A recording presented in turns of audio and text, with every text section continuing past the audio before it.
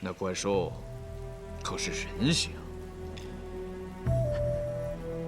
飞也，其头若野猪。那为何不叫它野猪呢？瘦，它瘦，它比野猪瘦多了，那腿又长一些。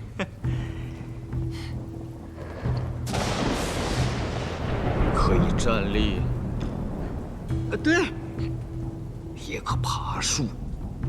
对，那必是野人无疑。好你刘18，竟敢吃人肉！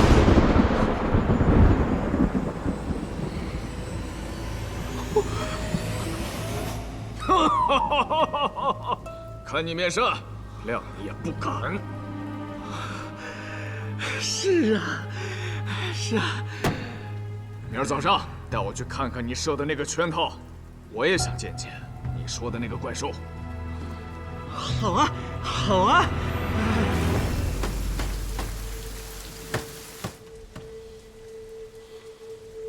好像有人来了。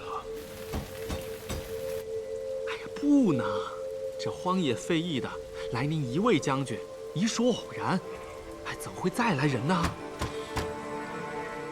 可我怎么听见有敲门声呢？有吗？有。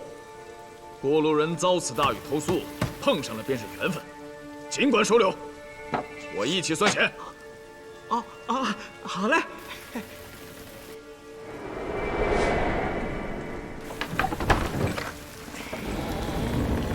南州凌云观马不同求宿一晚。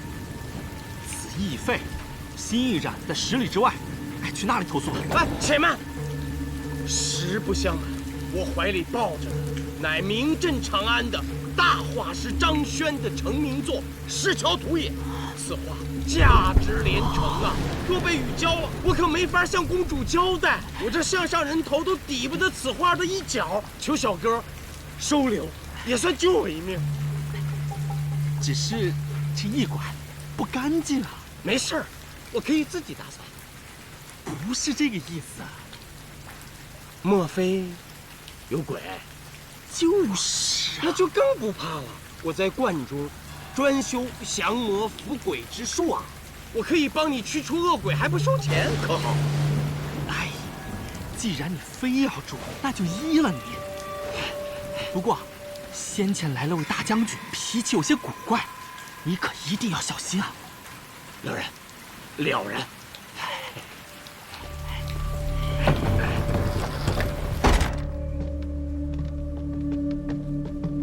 凌云观马不同，见过将军。马不同，道士。我收回我刚才的话。将军，这是何意啊？也没什么。哦，你要吃点什么？贫道过午不食，不像某些酒囊饭袋。你说谁？我乏了，这右上房空着呢吧？我先睡了。站住！大胆道士，本将军在此，你还敢抢右上房？哼！贫道此去长安是给公主送画的，你凭什么跟我争啊？公主，我奉命北上，为天子驻守边关，你拿公主吓不到啊！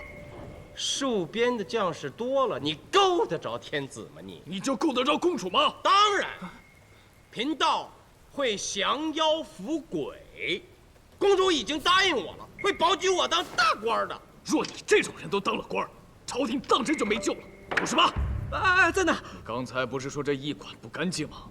我们这道士血洒于此，以后你这驿馆也就干净了。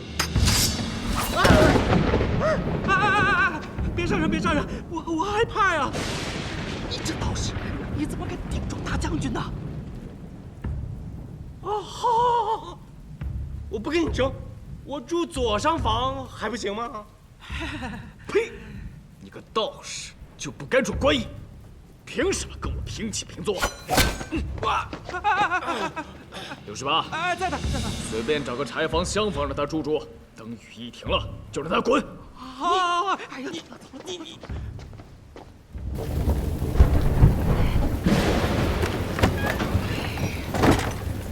哎呀，你在这种武夫面前逞口舌之快是要吃亏的。你告诉我他叫什么名字？我要在公主面前告他的状。好，好，好，回头我帮你打听仔细了。我带你住右厢房第1间，那个屋很宽敞，比上房不差。待会儿我再拿下好酒，给你暖暖身子，消消气儿。你这一族倒是懂事儿。他日我若是富贵了，我不会忘了你啊！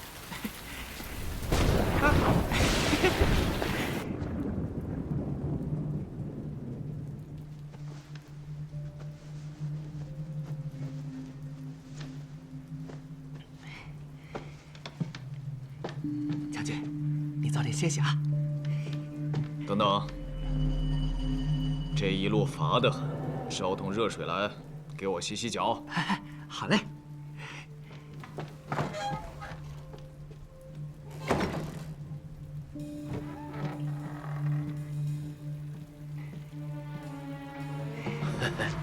还有酒，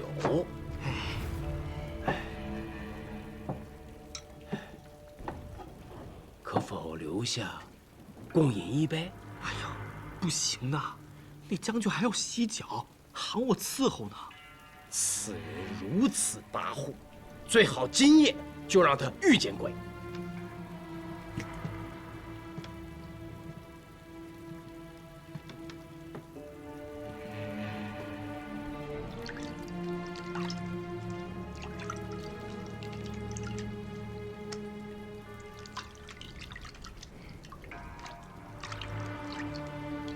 将军，好啦。行，去吧。给我把被子盖好。好嘞。把灯也吹了。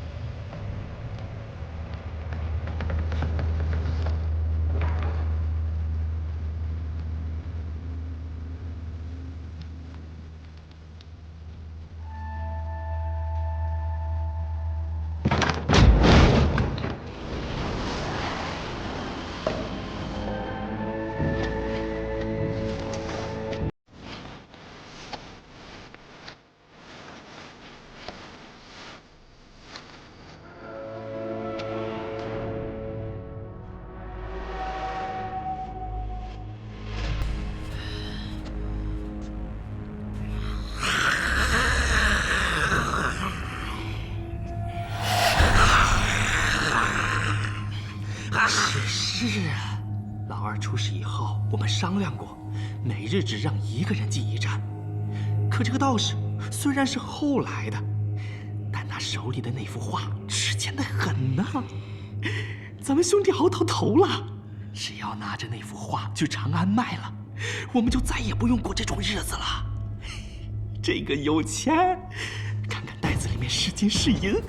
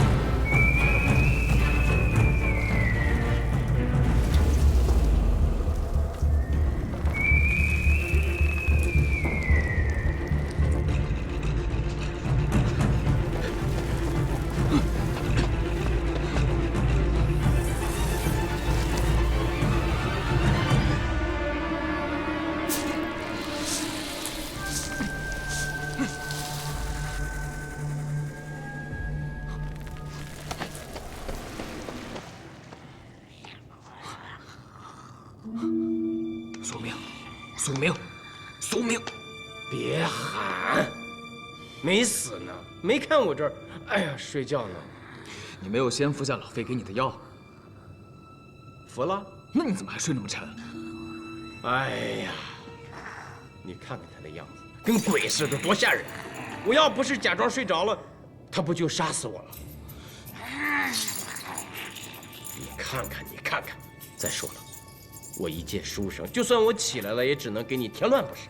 那现在不是挺好的吗？好什么好？刚才跑了一个，跑一个算什么？这不还抓一个呢吗？有一个审就不错了。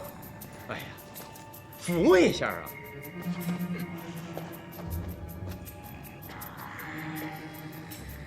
我是新任南州司马苏明，你叫什么名字啊？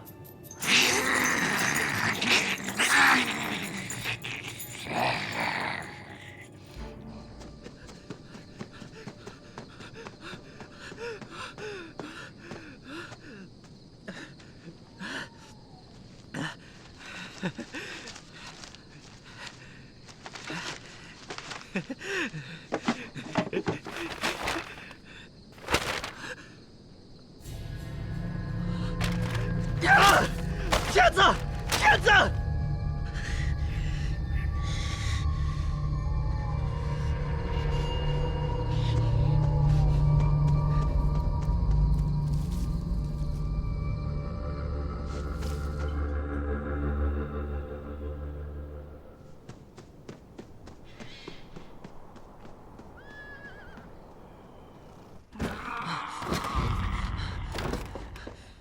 怎么样？正如先生所料。薛欢，随为师准备迎敌。是。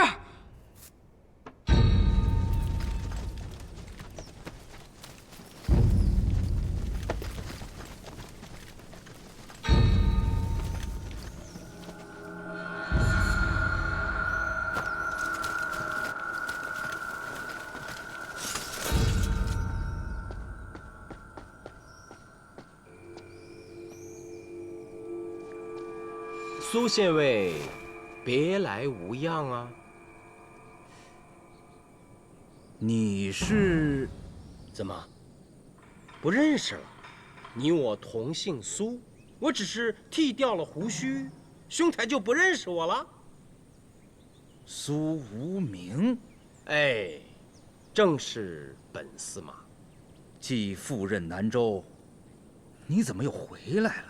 总觉得这甘棠义疑点重重，就回来一探究竟。怎么，不可吗？当然可以。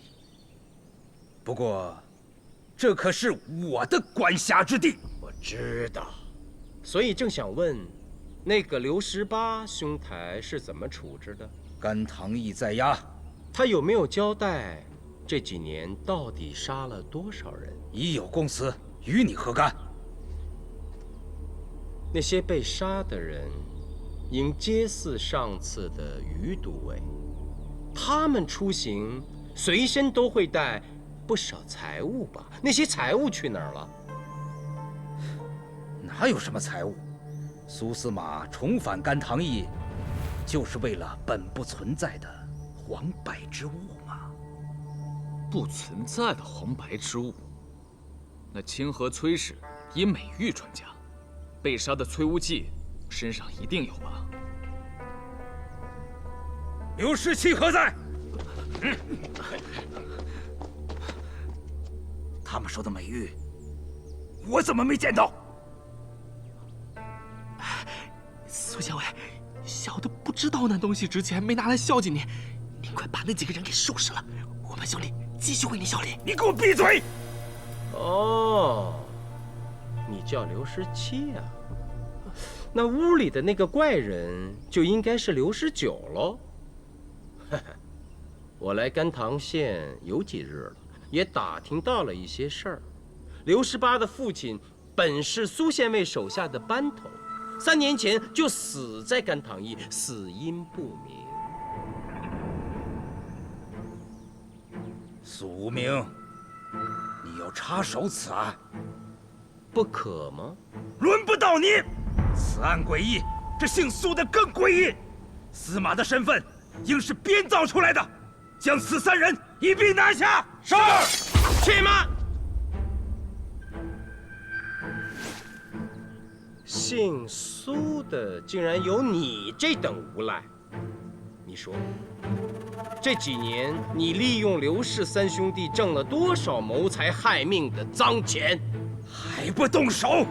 我不想听他再说话了，就地斩杀！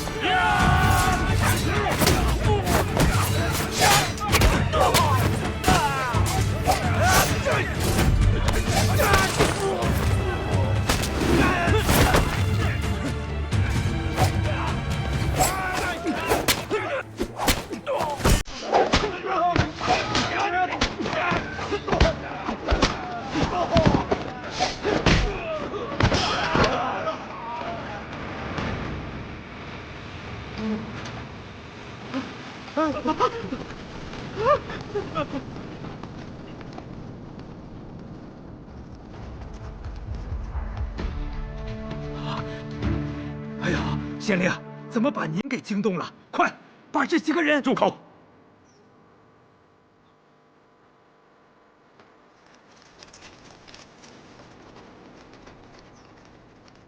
苏司马，若不是2位重探甘棠驿，我还认不清他真正的嘴脸。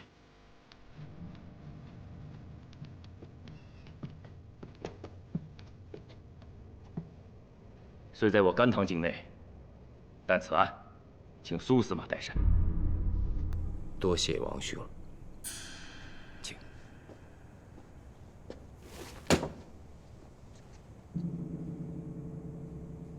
你们3个的故事，恐怕要从小时候说起。谁来说呀？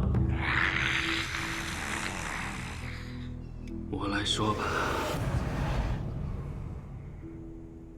25年前，我娘生了我们3个，开始以为是2个，后来才发现还有他。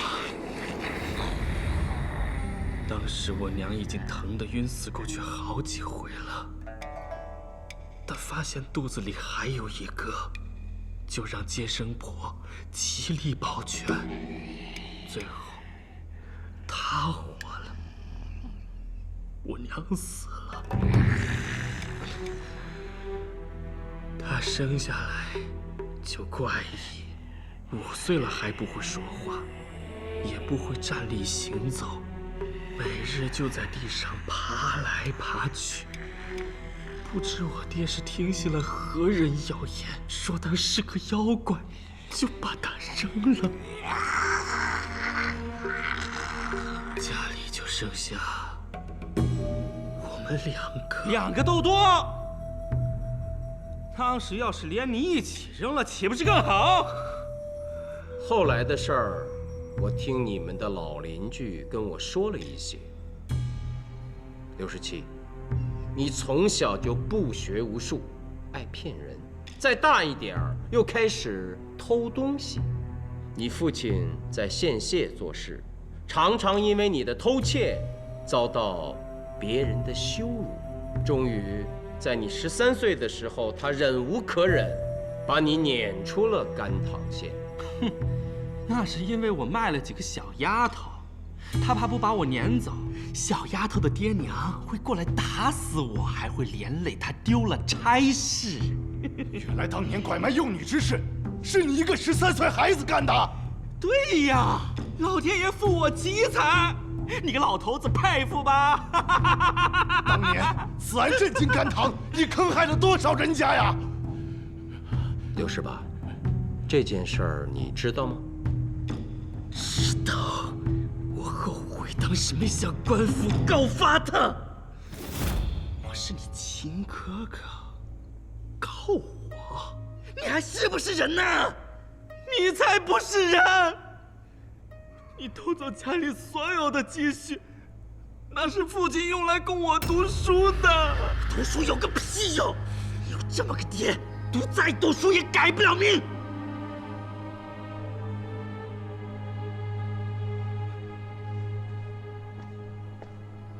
难道那不是你爹？他那么窝囊，他不配当我爹。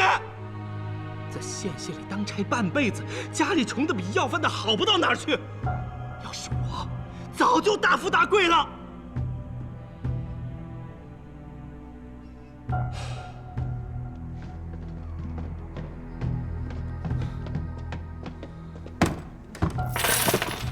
苏县尉，这是我刚才搜出来的，是刘十七私藏的赃物，没上交给你这个救命恩人。甘棠驿曾有个老异族，死后连尸体都没有找到，应该也葬身于蟒蛇之口了吧？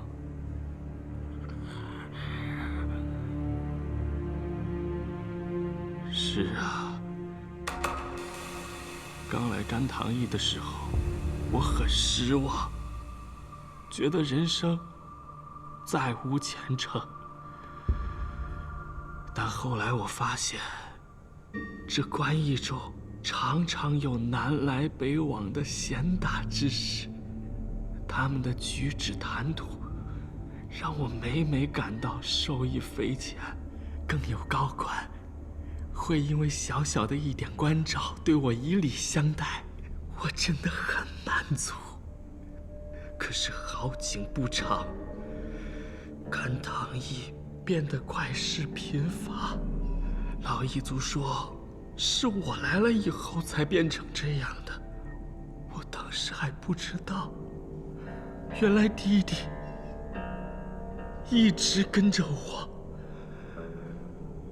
当年他被扔到后山，没有死，而是跟着一窝蟒蛇一起长大。他是认得家门的，常常偷跑回去，可是因为害怕父亲，一直不敢现身。直到我来到了甘棠驿，老异族发现院子里的鸡每每被偷吃，开始以为是黄鼠狼，但最后发现是弟弟。他又杀了弟弟，却被蟒蛇缠住。那是我第一次见到失散多年的弟弟了，也是第一次看到他的手指可以将人肉一条一条的撕下来。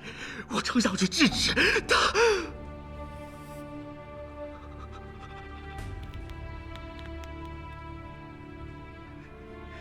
他咬掉了你的手指，那是误伤。他当时后悔极了，眼睛里流了好多血。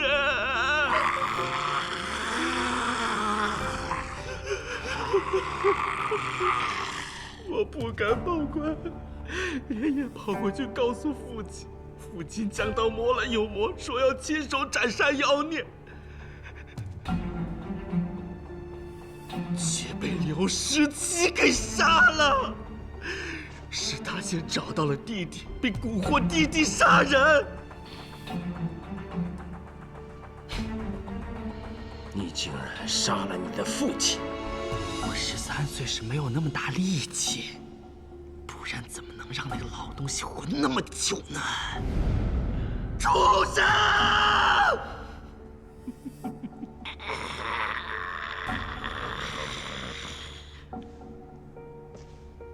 甘棠义的这个案子，应该就是刚刚到任的苏县尉亲自督办的吧？我见这三兄弟可怜，就说那2个人都是死于蟒蛇之口，这有何不对？哼，你是为了借甘棠义，让他们3个替你谋财害命。这5年来，刘十七向你上交了多少财物？都记在了这个上面，是刘18记的。苏县尉啊，你知道我是从什么时候开始怀疑你的吗？是我们第1次见面的时候，当时正是深夜，可你一听见是甘棠义的事儿，就故意没有带当值的捕手，而是带来了你的亲信。就是现在外面那些被压着的人。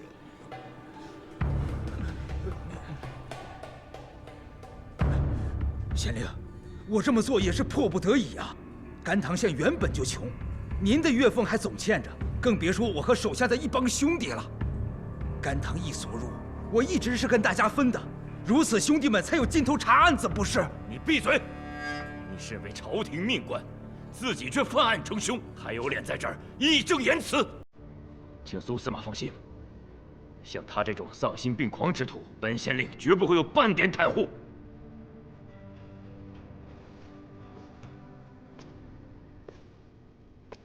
刘17，你背着苏县尉攒了这么多金银财宝，却贪得无厌，不愿早日逃脱。若刘18被抓之后你跑了，我还真不知道到哪儿去找你。苏无名，我怎么没有早点把你认出来呀？我要早知道你是上次坏过事的苏无名，我就应该让刘19将你撕碎活吞了。你杀了自己的父亲，刘18仍念及你们的兄弟之情，虽不情愿，但他还是跟你们一起留在了甘棠义。他一个人担下了所有的罪名，就是为了保全你和刘19。你心里有没有惦记过他？有没有跟苏县尉谈谈条件，为你的兄弟讨条活命？没有，他早该死。那老头子从小就对他偏心眼，我恨死他了。在甘棠义这几年，要不是他从中作梗，我们杀的人更多，我们抢劫的金银财宝也更多。我娘当时要是只生我一个该多好啊！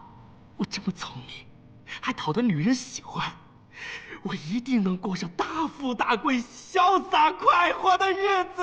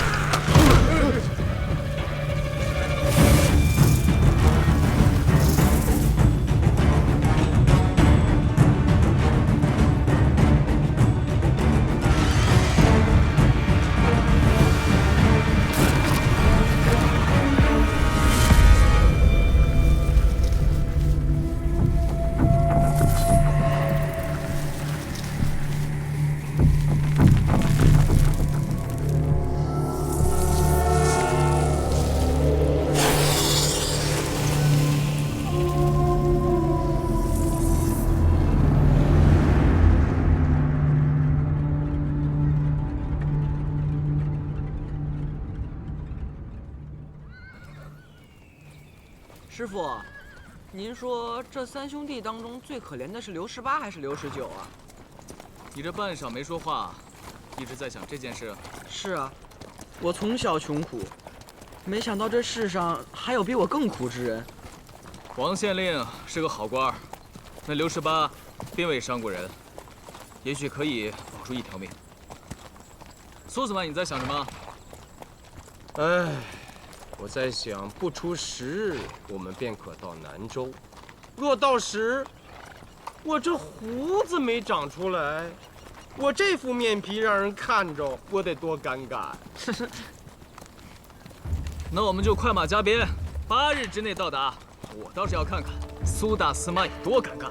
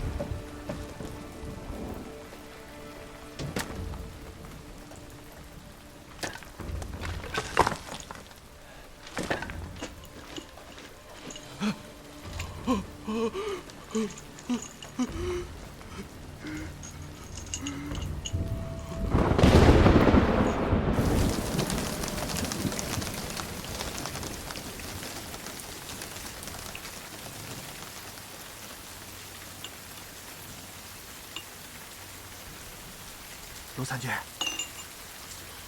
你有心事啊？我心里有事，你哪只眼睛看到的？这次熊刺史把您请回来，继续当司法参军，我哥俩都替您高兴。是啊，我俩都愿意跟着您干。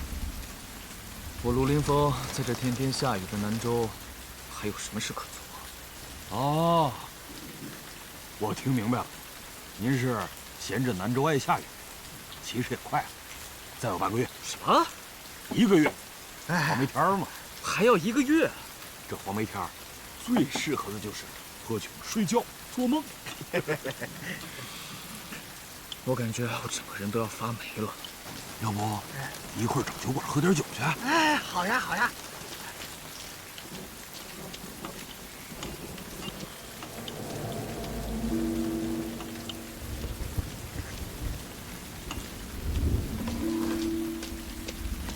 可见过此人？这是谁呀？是东郎。哦，对，就是他。他是何人？乞丐，打小在南州街上乞讨为生。可有偷窃前科？没有。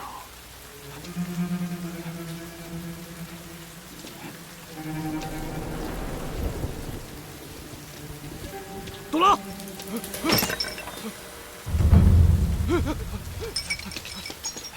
快追呀！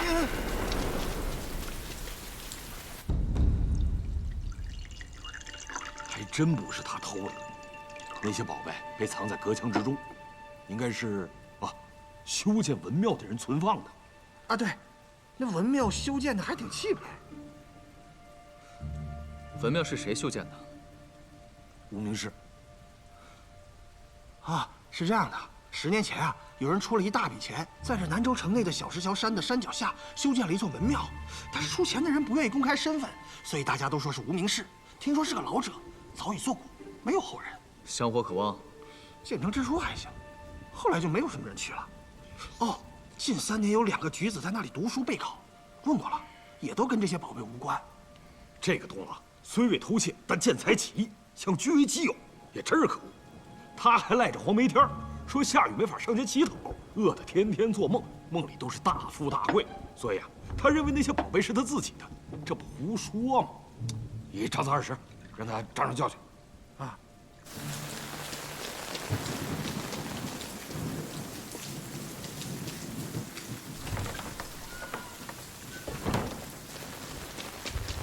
求孔圣人保佑，王夫君这次一定能考取功名。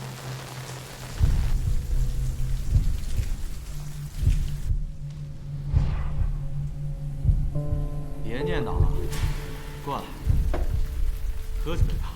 我可不胜酒力。再说了，我要是喝醉了，如何回家？回什么家呀？回到家，你不还是一个人吗？放肆！他可是你的同窗，你就不怕他知道？怕什么？他去城东的书铺买书了。我算着时间了，一时半会儿他还回不来。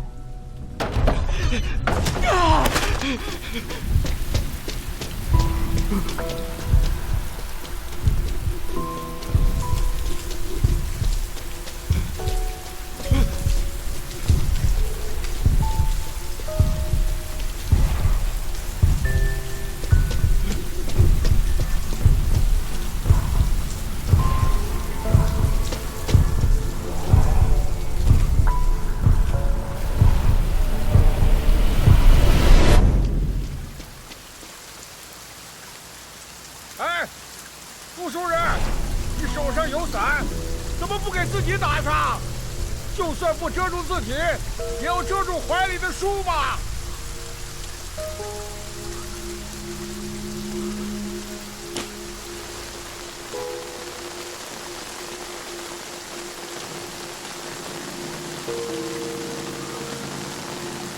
莫非，难道是幻觉？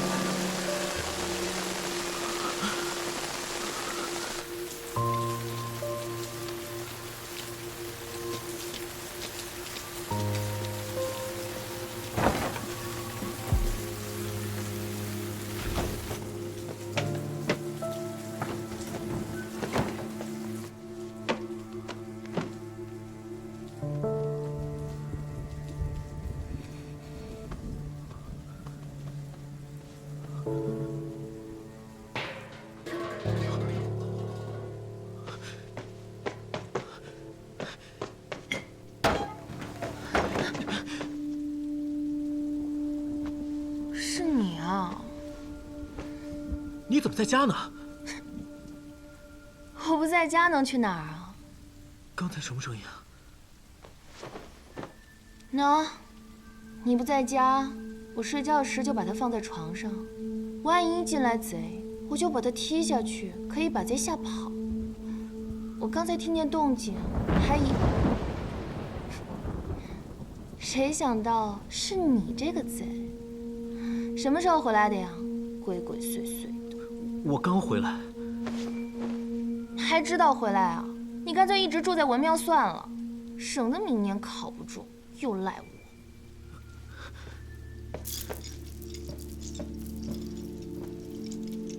娘子，你别生气啊，我这不是回来看你了。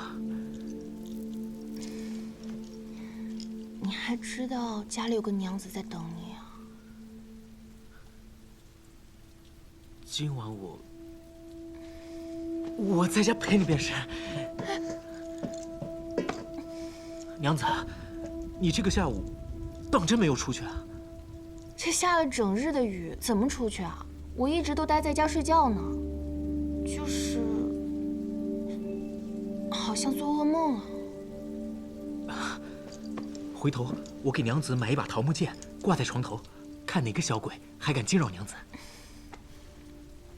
夫君你真好，不过既不是小鬼，也不是夜叉，是梦见被一个无聊之人拿一堆书砸了头。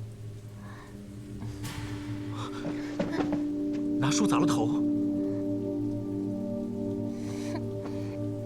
是啊，我就是做梦去给你送衣服，可你没在庙里，我就顺便去祠堂拜一拜孔夫子，保佑你明年可以金榜题名。